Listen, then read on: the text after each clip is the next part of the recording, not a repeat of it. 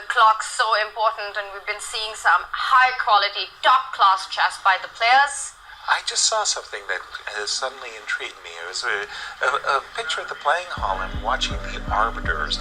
If you're an arbiter, Peter, in the Blitz, what are the things that you look out for? As an arbiter, what are you concentrated upon? I'm not entirely sure. We have seen some double-handed play already in this tournament. For example? You could be looking for players to adhere to the rules of chess closer than you normally would in classical, where those situations don't really come up. But putting your pieces on the squares and not sliding them or something like that, pressing your clock. But I think in this field, with people playing fairly cleanly and correctly, if you will. And correctly, I think the arbiters don't really. I think the best in arbiter's life is where you don't have to do anything. Exactly. Because there are no conflict situations. That's the dream. Yeah, there are no contentious moments that arise at all, and I don't think we will see very many, frankly, in this field. No, I do too. I think that the players are so very, very well behaved indeed at the board, and are aware that in Blitz they have to be, more careful. By the way, I just want to say that in this opening, this particular English, I've always liked the positions for white. I find that if black's queen gets bumped around too much and white gets a big lead in development, the only way, and this is the move, h7, h5, is to make a little contentiousness, because if you allow white a comfortable live castles, d4, it's good. h5 kind of throws a spanner in the works. h4, bishop to h3. Sorry, please. Yeah, you're absolutely right, and it's the kind of move that can be really disconcerting, especially in Blitz, when you've got little time to face it, to find the best response. And we see Alireza's taken a pause because you go castle, because that just invites black to push further. That's exactly right. No, I don't want to encourage my opponent. Castles h4. How the black... Sorry, Yasser. No, it's okay. I was just going to finish the point about allowing h4. The black queen on e5, which is centralized, is just ideally placed to slide over to h5. A square when the player will slide over to h5 is not going to put it in the middle of anything. That's going to be a very clear lining up of the rook and the queen attacking the king side. So he stops it all with h3, so that if black ever goes h4, you want to close down the king side with g4. Exactly, that's the intention. h3 in order to meet h4 with g4, bishop to f5. An indication, by the way, that we're not playing h4 anytime soon, and maybe it depends. This knight has to go to e3 first to question, where do you want to go with the bishop knight? Do you want to go knight e3? Sorry, Daniel.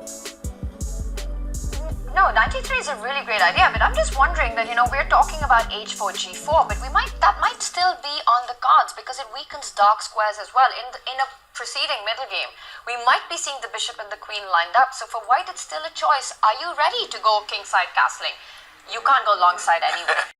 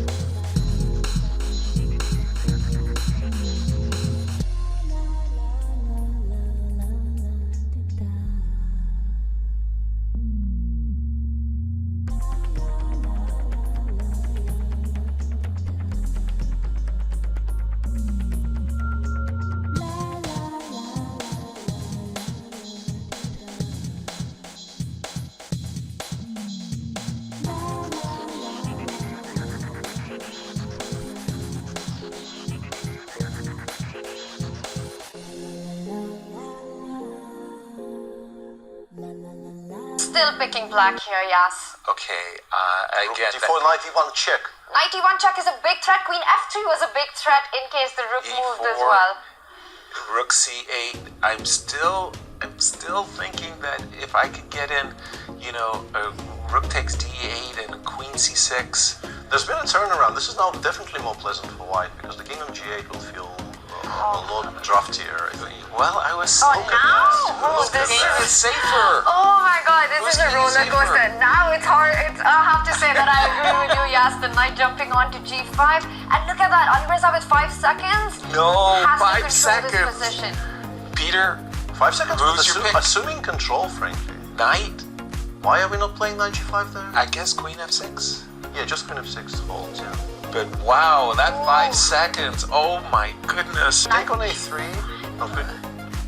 And we're getting an update that Jan Nepomniachtchi continues his fiery form in the Blitz as he takes down Wesley So. And by the way, that's I stand corrected on that. One. Wesley So scores a big win against Jan Nepomniachtchi. So Jan's hot streak And- comes to a by stop. the way, in this game? big turnaround Yeah. with that pawn sacrifice. What the heck is Firouzja doing? He's just blundering his pawns all over the place. Yeah. Yeah, down 2 for not very much, yeah. MBL is back in pretty much full control. Well, I he's mean, got this this is- game under Better than an attack. Knight f6 is just one threat you have to watch out for. There's a fork in the air. the times. 10 seconds to what? 12 3-2 now. Firouzja's playing on increment. He's playing every move on increment. And he has been, but knight e3 check. This is winning, just simply winning now. Is he going to just start for pushing the MBL. pawns? He Yeah. first just controls the position. In a classical game, he would have won this. Oh, queen f1 check coming in. You have to trade And that's queens, it. yeah. That's this, game this over. This should be very comfortable. That's it. now. Queen f1 wins. And Alireza knows it. Maxime knows it. You can jump in with your knight to c5, but the a pawn's too fast, and Alireza knows it's all over.